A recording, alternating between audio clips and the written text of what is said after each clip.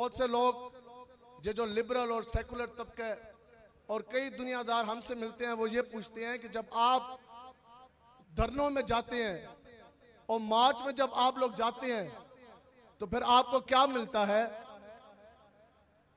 تو سنیں جی، یہ بات ایک بندے نے خود بیان کی۔ اس سے گزشتہ جو لانگ مارچ ہوا، بلکہ وہ لیاقت باغ سے فیض آباد تک کا جو مارچ کیا گیا،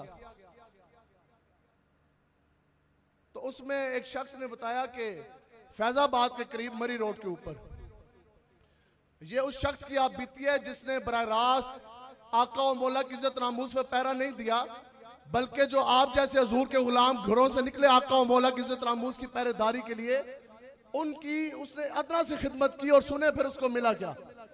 اور بندہ کہندہ جناب میں غریب بندہ، میں چوکیدار، مری روڈ فیض آباد کے مقام کے قریب ایک پلازہ ہے، وہ اس پہ چوکیدارہ کرتا ہے 10-15 ہزار کا ملازم۔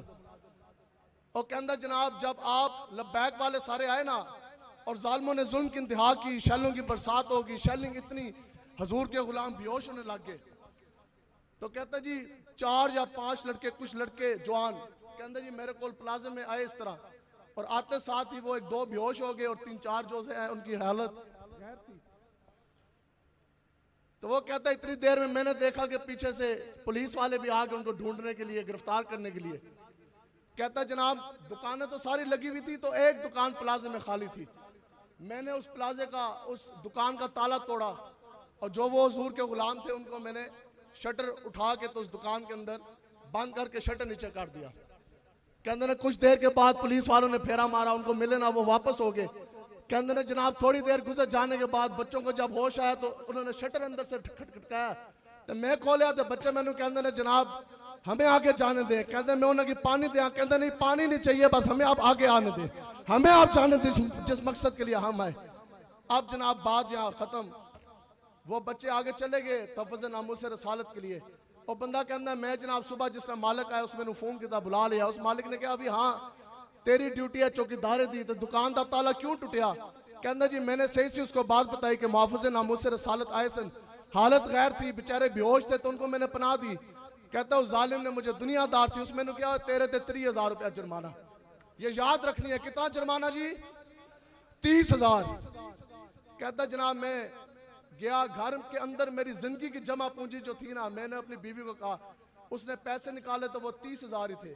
کہندہ جی وہ 30,000 میں لے کر آیا رات ڈیوٹی سے پہلے، 30,000 آ کے میں نے مالک کو جمع کرایا۔ میں کہا جناب اے لو میرا جرمانہ۔ کہندہ رات ڈیوٹی کی، ڈیوٹی کر جانے کے بعد صبح نماز فجر کے بعد جب میں گھر پہنچا، جا کے میں سویا، کہتا کہ میں سویا میرے نصیب جاگے، آقا و مولا میری خواب میں تشریف لے آئے۔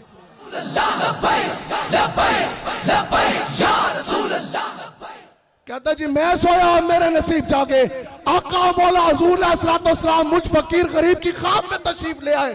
حضور نے فرمایا میرے غلام اور تو نے پریشان نہیں ہونا، تو نے جو 30,000 دیا اس کا 1-1 روپیہ ہم نے اپنی بارگاہ اقدس میں قبول فرما لیا۔ لبیک لبیک یا رسول اللہ، لبیک لبیک لبیک یا رسول اللہ۔ اب بتاؤ کہ کتنے بڑے لوگ اس دنیا میں گزرے، کتنے بڑے جاگیردار اور کتنے بڑے سرمایہ دار، کتنے اربوں پتی لوگ آپ نے بھی دیکھے ہونے، آج تک کسی کا روپیہ قبول نہ ہوا تو سند دلیل کوئی نہیں، اور آخر کیا وجہ ہو بندہ چوکیدار، 30,000 تنخواہ بھی نہ ہو اور جمع پونجی بندہ دے جائے، تو 30,000 دے جانے کے بعد حضور خود خواب میں آ جائے، تو یہ کس طرح ممکن؟ یہ پہ جو حضرت امیر مجاہدین نے آپ نے جو شعر فرمایا تھا نا مینار پاکستان میں کہ جنہ یار خرید جا کیتا مل نہ ہوندیا اتھے ہوتی دوئے جہانی، بلے بلے بلے۔ اللہ تبارک و تعالیٰ ہمیں پہلے سے بھی بڑھ چڑھ کر آقا و مولا کی عزت ناموس کی پہرے داری کے لیے کھڑا ہونے کی توفیق عطا فرمائے۔ لبیک لبیک لبیک رسول اللہ، لبیک لبیک لبیک یا رسول اللہ، لبیک